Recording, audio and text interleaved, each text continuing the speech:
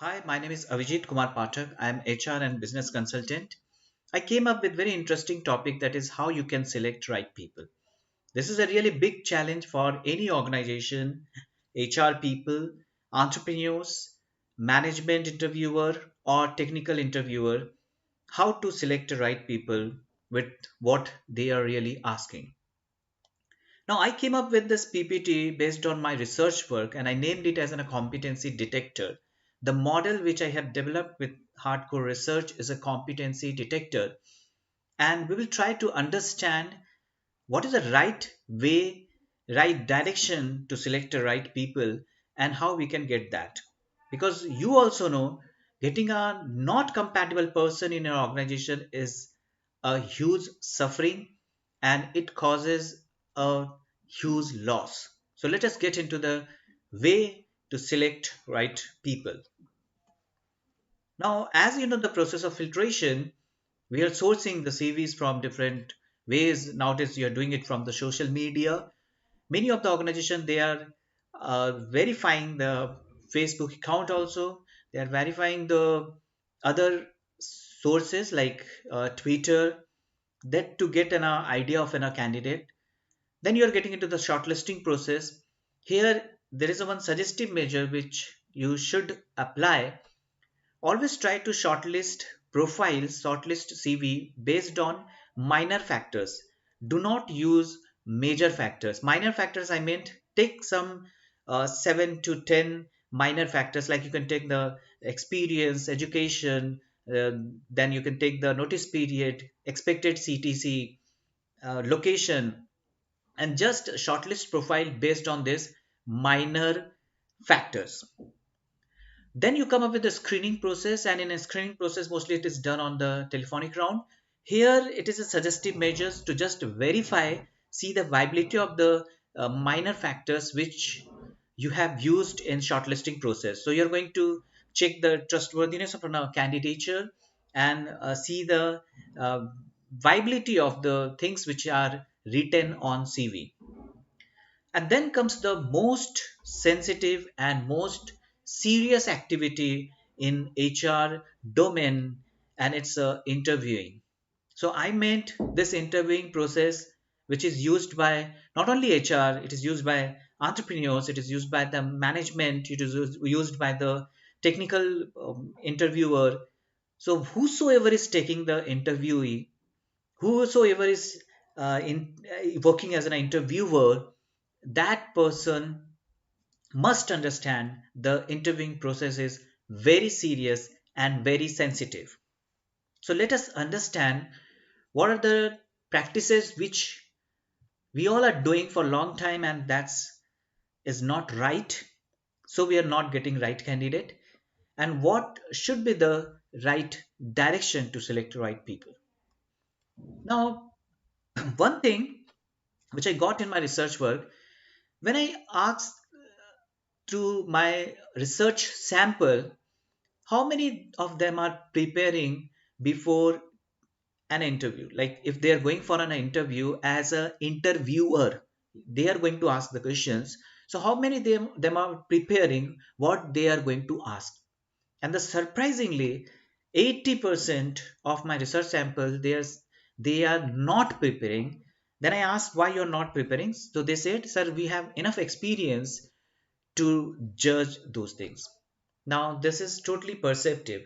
You have a good experience, you could be very good expert, but your expertise is with your paradigm, and company wants a person not based on your paradigm. Company wants a person who should be compatible to their culture, compatible to their vision, compatible to their mission. So it is your perception that whatever question you're going to ask, and that is going to give the right solution to get right candidate. Secondly, it is also something which if you realize as an interviewer, when you're not prepared, you just ask one question and then you get on dragging that question and you're just getting into deeper side. Then again you ask next question and again you are getting dragging that question and getting into deeper side. So you are walking randomly, so it means you are distracted. So if you're not prepared, you're actually you are directionless as an interviewer. And many of the time I have seen many of the interviewer, they start asking a question, and if the candidate is satisfying their intellect level, they get impressed with that candidate, and then they select that candidate. Now this is again a big loophole. They are satisfying your intellect, they are satisfying your ethics, they are satisfying your desire, they are satisfying your need. That's not a company's need, that's not an organizational need, that's not an organizational ethics, that's not an organizational intellect. So you have to differentiate between these two. What happens is like you get a wrong person assuming that this person is very right because that person has impressed. There are a lot of techniques in the market which is prevailing to impress a interviewer, and you get a wrong candidate. And one thing which you will also accept, and just try to understand, a fallacy of uneven scale. Like you ask ABC question to candidate 1, EFGH question to candidate 2, IJKL question to candidate 3. You are asking different questions to different candidate.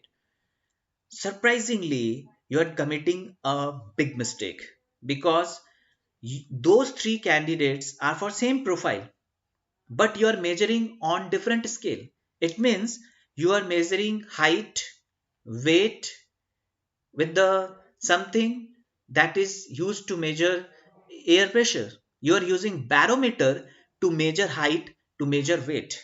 So you're using uneven scale, different scale for different person, and then you're trying to compare and trying to find out who is right candidate is not right. It is actually itself a ridiculous. Now there are some techniques which are used in a market at the name of PAR, and there are recent techniques which came like Lewis Celine's Diggs model, or you can say about the STAR technique. And when you're using these models, when you're using this technique, you say like you are structuring a interview process, is again a type of a illusion, a type of a misunderstanding. Because let us understand first the basic concept of this model. So this model is saying you have to get into the past activity, past behavior of that person, and get what was done by that person in that particular situation, and that behavior he's going to repeat in next organization, or you get an idea about the person by past behavior, right? So it means past behavior is going to talk about how he is going to behave in your organization, what are his or her competencies based on the past behavior, right? Now, let us get with the assumptions. And assumptions of this model are itself going to be a loopholes for this model to use, and it is disastrous to use this model. How? The first assumption says that past behavior is going to talk about how this person is going to behave in next organization in future, right? It means they assume behavior never changes. So this is a wrong assumption. How you were behaving in childhood, how you were behaving in adulthood, how you were behaving before getting a job, how you are behaving right now, how is your behavior right now, could you see the difference? So if you see your career, if you see your life, you will find you have changed a lot with respect to behavior. You will find many persons, they were obstinate earlier, they were more aggressive, but by the time they changed to a very gentleman, they changed to a very great personality, the behavior changes. History also talks about that, history also says about that, right? So behavior changes. The thing is that, again, you can take an example from what is prevailing in the world. There are a lot of designations which are coming up in the name of behavioral trainer, right? There are a lot of techniques which are used nowadays in the name of NLP, this and that. All these techniques, all these things are just to change the behavior. So behavior is changing, you are changing your behavior, so the assumption is wrong.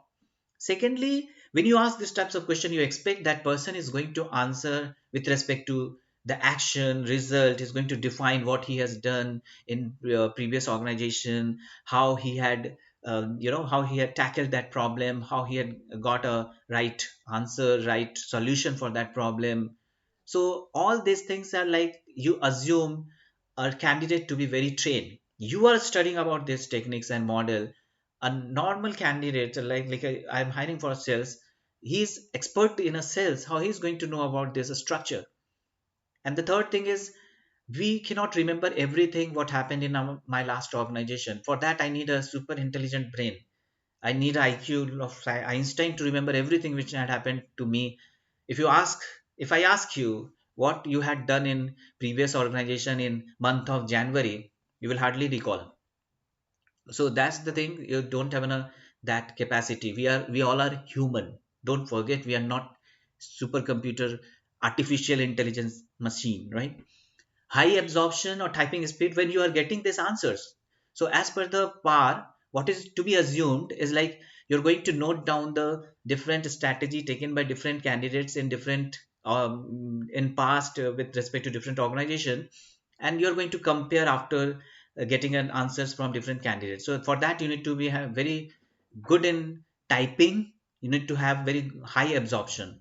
So that's not possible. Your HR, you don't have so much time to note down each and every answer, and then you're going to make a comparison.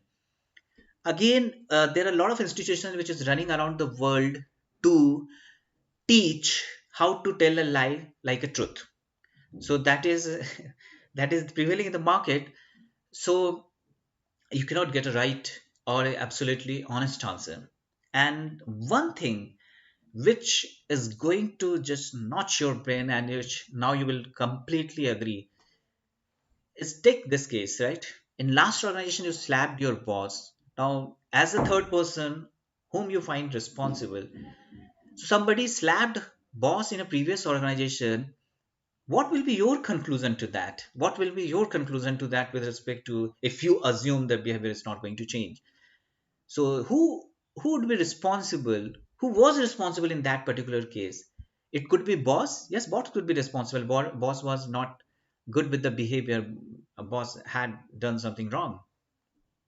You could be the responsible person. Circumstances could be the responsible person. Pressure could be responsible. We are human. We are not having the same mood every day. We got so many pressure from like personal life, from workload, and sometimes we cross our limits, right? So that's pressure could be responsible for that particular event. Company policy could be responsible. The company is not teaching you, not giving you a lesson how to behave in an organization. Company policy is not that prevailing, that viable to understand that how one should behave in an organization in completely organizational citizenship performer, right? So there, these things could be responsible. So who, how you're getting going to get the one conclusion? It means if you're using those models, you are not going to select right people. So how you can get the right person? For that, you will understand the basic of human being. Understand, study the basics of human being. So I named it as a human capital. And as a candidature, you are going to select a candidate who is obviously a human being. So human being is composed of all these things. A human being, they have a thought process, they have a mind, they have a mental setup. A human being got a body strength, right?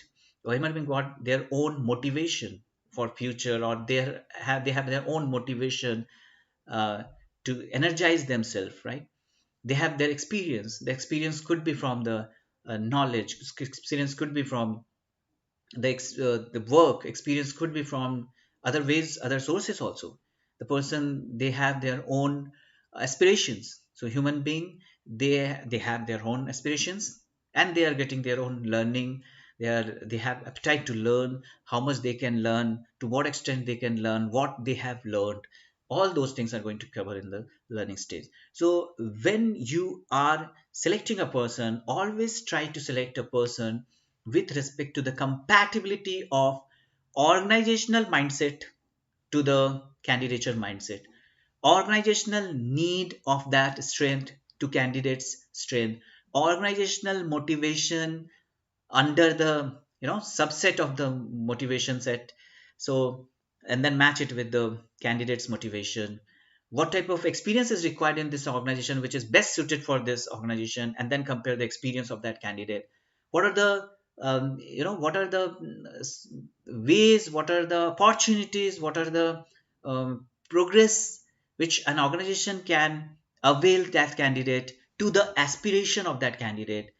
What are the learnings which is required to sustain and to grow in that organization, and what are the learnings that person has to sustain or to get into that organization. You have to compare, you have to see the compatibility of that candidature, that human capital, with respect to your organization, not you as an interviewer, right? And for this, it is very easy to say these things, that you can measure these things, but there is a scale, there are different ways. If you are going to measure this in a wrong way, then you're going to again get into wrong conclusion. So for that, I've done a lot of research work, and with that I have developed a model which is going to talk about how you can measure these things. Not only measuring, you're going to see the reliability, see the validity of each of the factors. And for that, there is a weightage, there is a rolling, there is a pulley, there's a movement, and a speedometer which is going to compare the different competency of different candidates. And then after the comparison, you're going to conclude who is very right person based on the scientific and rational model. So I have developed this model for you so that you can select right candidate in your organization. And remember one thing, every human being is unique, and every human being is made for a different competency, and every human being has different quality, different competency. So let them get right people, right place at right time. What is said in our human resource planning, right? So if you want any help from my side, I'm always there to help you. My name is, Abhijit Kumar Pathak. You can contact me, and I'm ready to help you out. And please do contact me. Take care of yourself. Thank you.